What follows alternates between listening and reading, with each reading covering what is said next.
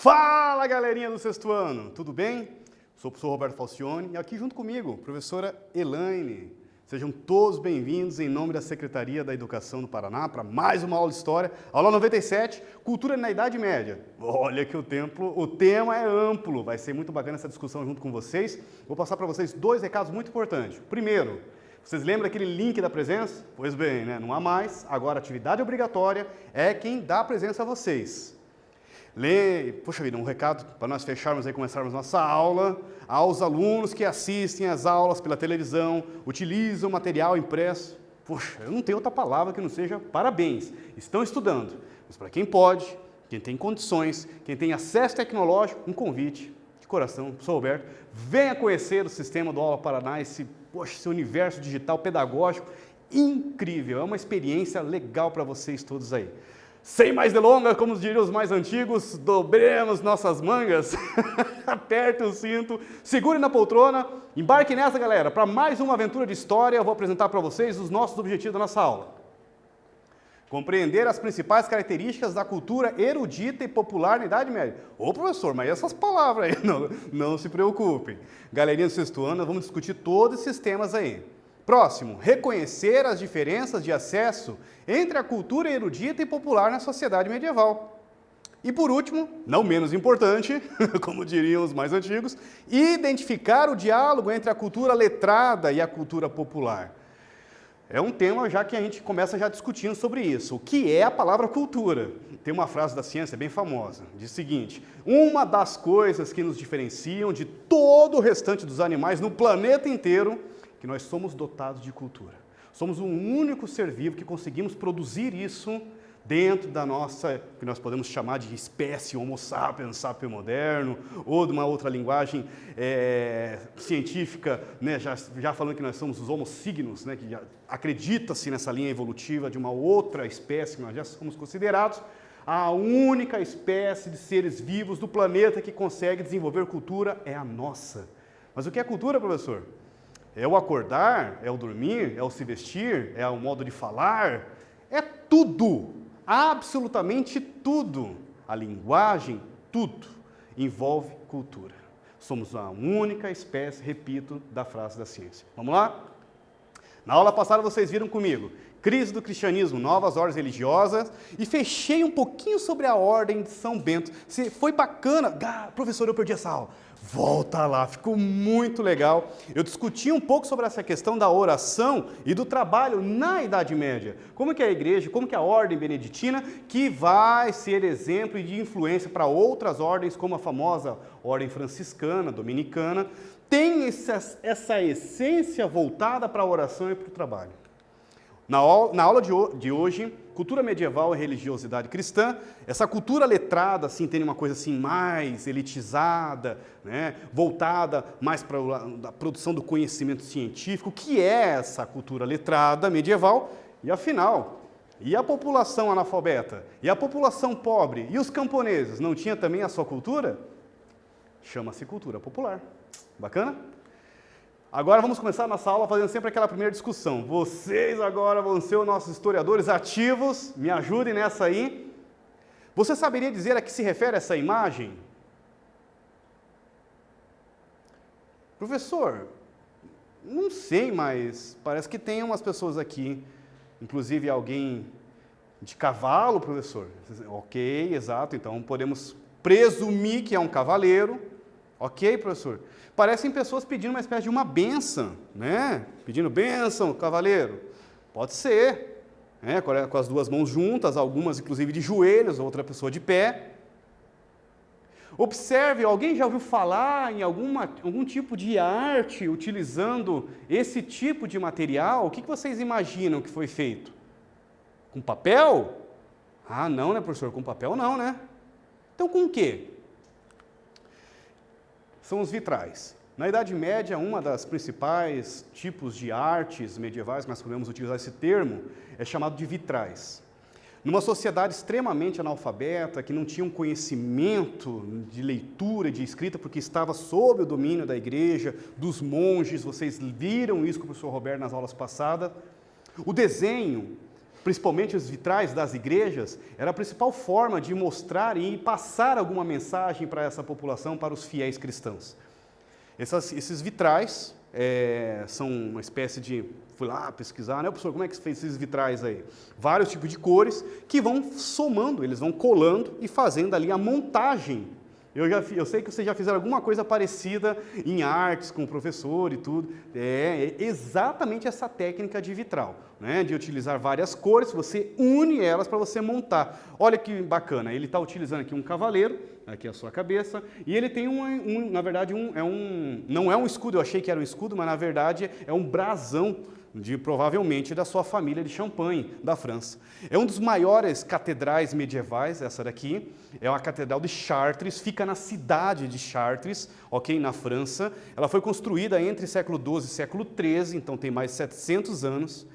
Essa característica de igreja é chamada de gótica, ou modelos parecidos, por exemplo, quem já passou aqui na capital do Paraná, né, tem a Praça Tiradentes, não tem aquela igreja? Aquele é um modelo neogótico, ou seja, já é uma inspirado nesse modelo, mas é uma construção atual. Também é próximo dessa linha gótica, né, que vem de godos.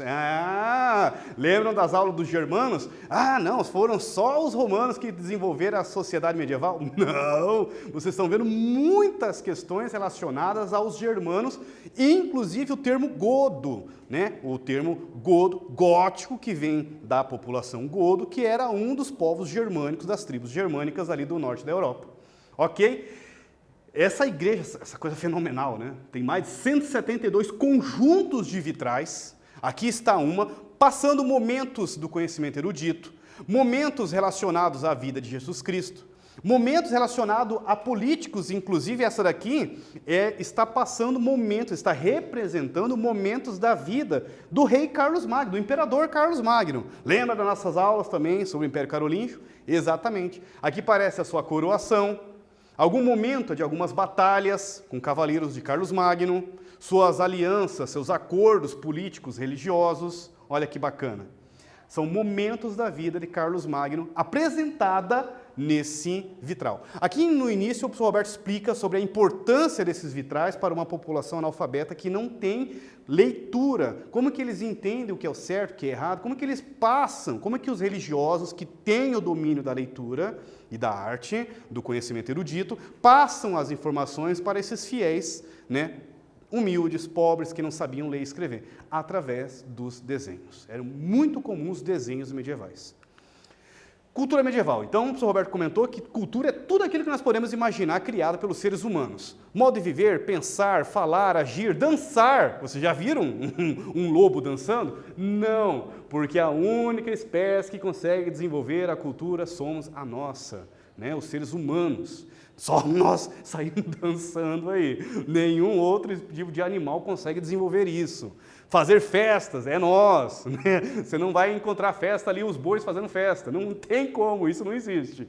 Na Idade Média, a cultura foi fortemente influenciada pela religião cristã. O cristianismo diminuía a distância entre as pessoas. Pobres e ricos, clérigos leigos, nobres e pessoas comuns, todos acreditavam em milagres e se preocupavam com a vida após a morte. É aquele conceito que nós utilizamos do cristianismo como uma unificação cultural, né? Como unir povos extremamente diferenciados, como os germanos, passar por um processo de romanização e de germanização nessa sociedade medieval. Quem que é responsável por fazer essa unificação? A religião cristã. Na Idade Média havia a cultura letrada, a cultura popular. A cultura erudita, então se entende que são os monges religiosos, os clérigos responsáveis, letrados, que sabiam ler e escrever, que faziam essa responsabilidade de ter o contato com o conhecimento, com a produção greco-romana, com livros da Grécia, com livros de Roma. E daí o professor Roberto comentou nas aulas passadas que havia um monge que pegava um livro em branco, sem nada escrito, depois pegava um livro que estava todo ele ali escrito, antigo, e ele iria, de uma maneira manuscrita, né, através das próprias mãos, fazer uma cópia. Por causa disso, esses monges eram chamados de monges copistas. Né? Aqui, inclusive, está um desenho dele, uma representação, né, de um monge copista datado de 1456, esse desenho aqui. Okay? Observe que ele está aqui escrevendo, né, com a caneta, de pena, enfim, com o seu instrumento, e em cima está o livro que ele está utilizando para fazer a cópia. A cultura letrada também pode ser chamada de cultura clerical, ok? Por estava sob o domínio da igreja. A instrução era controlada pelo clero e destinada a seus membros. No livro didático que vocês usam, galerinha do sexto ano, é assim que os professores lá se utilizaram para explicar o nosso livro, que a cultura letrada também era chamada de cultura clerical. Nessa cultura clerical, nós pegamos o conceito que ela está muito elitizada, ela está somente sob o domínio da igreja cristã. E, inclusive, olha que curiosidade, eu lá fazendo minhas pesquisas para montar aula para vocês, o nome da torre onde ficava a biblioteca é chamada de scriptorium. É claro que eu fui botar na tradução lá do Google. O que é escritório? Escritório. A origem da palavra escritório era essa torre onde ficavam os livros que apenas os monges tinham acesso a ele. Olha que bacana. Aqui está, inclusive, a representação do Scriptorium Tábara, que fica na Espanha, 1240, olha só que iluminura linda isso aqui. São monges copistas, está representando, né, 3 monges, e eles estão indo, monges aqui embaixo, fazendo as cópias, e tem 3 sinos no topo da imagem, parecem os monges indo lá para tocar. Outro monopólio, vamos assim, o que é monopólio, professor? Mono é um, pólio é poder, então só uma pessoa controla isso. O famoso sino da igreja, né? Deu horário de almoço, deu horário de todo mundo parar de trabalhar, 6 horas, avisa a vila. Toca o sino, é controle também de horário. Começa aí todo um acesso dos monges a... Não por acaso, nas aulas passadas, comentamos que os primeiros relógios mecânicos ficavam nas abadias, quando o religioso era responsável por fazer esse controle, né? Apesar que eram relógios muito imprecisos, que inclusive só tinham o relógio, o ponteiro da hora, não tinha inventado ainda os ponteiros dos minutos, né? Isso são os relógios do século XIV, 600 anos atrás. Com o tempo, somente depois de um desenvolvimento da sociedade, surgiram os relógios, né, mecânicos, não é o de pulso, mas os de bolso, com os ponteiros dos minutos e dos segundos, ok? Agora com vocês, durante a Idade Média, como era conservada e transmitida a cultura letrada. Daqui a pouquinho nós voltamos, corrigimos, João.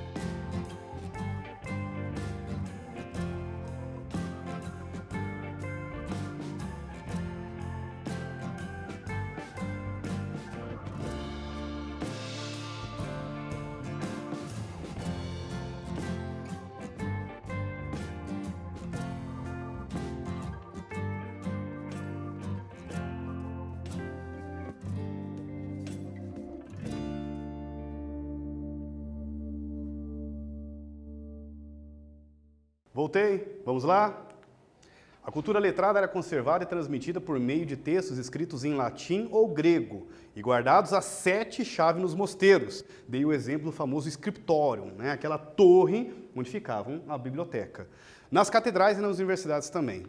Bom, agora vem um outro lado da moeda, vamos chamar assim, que não é tão longe assim, porque o que nós vamos tentar explicar para vocês hoje na nossa aula, né, vamos tentar discutir, é que na verdade tanto a cultura letrada dos monges que sabiam falar latim, grego, né, enfim, falavam romano, a língua latina do romano, né, como que esse conhecimento erudito também transitava junto com o conhecimento popular e vice-versa, assim como através do padre, através dos monges, a população mais humilde, né, analfabeta, tinha acesso a um tipo de uma cultura letrada passada pelo monge. A cultura popular também atingia os monges, que tinham seus trabalhos sociais, que cuidavam também de várias situações relacionadas ao trabalho, da vila e tudo. E então existe uma intercomunicação. Agora, o outro lado, que então, o professor está comentando, é que a cultura popular, a gente fala que está mais junto com a população mais humilde do período medieval. É a cultura mais do camponês, a cultura ali dos trabalhadores, dos vilões. Vocês viram quem eram os vilões, que eram aqueles trabalhadores que não estavam presos, não eram servos da gleba, não estavam presos ao feudo. O que é essa cultura popular? Vamos lá?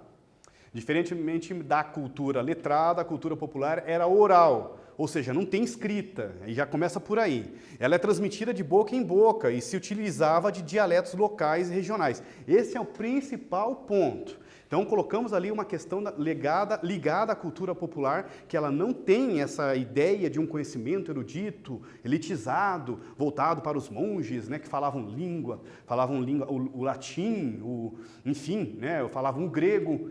Essa cultura popular são dialetos locais, quem sabe Deus quais são eles, que são milhares de dialetos germânicos, provavelmente, falados em cada lugar, com culturas, com costumes, inclusive pagãos, que está entrando toda hora em conflitos com a cultura cristã. Isso é muito interessante. Nas aulas passadas, eu já usei esse exemplo, vou falar novamente, a famosa história da árvore de Natal, do pinheiro, que é uma árvore de região fria, norte da Europa, como que ela foi parar em Belém, como que ela foi parar numa manjedoura, né? Então são questões, práticas pagãs, populares desses povos germânicos na Europa, que estão ali, sempre transitando. O padre sabe que é pagão, mas como é que faz? Proíbe, não proíbe? É difícil lidar com tudo isso, né? Porque é costumes, é a cultura popular. Aqui você tem uma imagem, uma pintura representando a luta entre o carnaval e pensa numa luta, né? Carnaval e a quaresma. Outro exemplo, uma ideia de uma festa pagã, o carnaval, né? Claro que eu fui lá pesquisar, né? Está ligada a várias situações, inclusive algumas práticas germânicas também a festas desse período. Então, está também ligado, mas foi encontrado outras situações relacionadas à prática do carnaval lá no período medieval, até mesmo no Império Romano. Já tinha algumas festas de trocas de gênero, de festas que trocavam de roupas, que as pessoas, sempre em geral a população mais elitizada não gostava muito não. Dá choque, dá conflito social. Está aqui um exemplo, a luta entre o carnaval e a quaresma. A quaresma é o sagrado, é o religioso, é o erudito. Ok? Carnaval é o popular. Haviam várias importantes manifestações populares presentes nas festas carnavalescas durante a Idade Média. Mais um exemplo de cultura popular, o desenho de trovadores. São músicos boêmios da noite. Não vamos pensar nos nossos olhares de hoje, que é outro tipo de ideia de boemia, mas uma sociedade popular, né? Até porque não existe nem eletricidade ainda, né? Eles estão ainda na vela, mas existe uma música que não é tocada nos monastérios, que não são tocadas nas abadias, que se toca dentro do espaço popular. São os trovadores, são os músicos que tocavam nas tabernas, que tocavam nas festas populares, que não chega até o erudito. Isso é cultura popular medieval. Por exemplo, as festas dos tolos e a festa dos asno. Asno é um animal. Eventos onde os camponeses faziam várias brincadeiras com a liturgia, inclusive, principalmente com membros da elite medieval. Jogral, é o tipo de obra de arte aqui, onde músicos que animavam festas medievais, então o jogral eram as músicas que animavam as festas medievais, desenho das cantigas de Maria, de Santa Maria do século XIII, pensa, esse desenho tem 700 anos. Havia ainda uma cultura intermediária entre a erudita e a popular, tinha o que nós podemos entender como uma intermediária, que ela transita, que ela interloga ou dialoga entre elas, intercomunica, dialoga, conversa entre elas, transita tanto no erudito quanto no popular. Nós chamamos isso de cultura intermediária. Agora chegou o momento, vamos fazer junto comigo essa aí? Partiu? Vamos lá então. Na Idade Média, a cultura sofreu forte influência da letra A, da ciência, B, festa popular do tolo, C, religião cristã, sei não, viu? Letra D, feudalismo. E aí, galerinha do sexto ano? Letra A, B, C ou D? Qual? Muito bem, acertaram!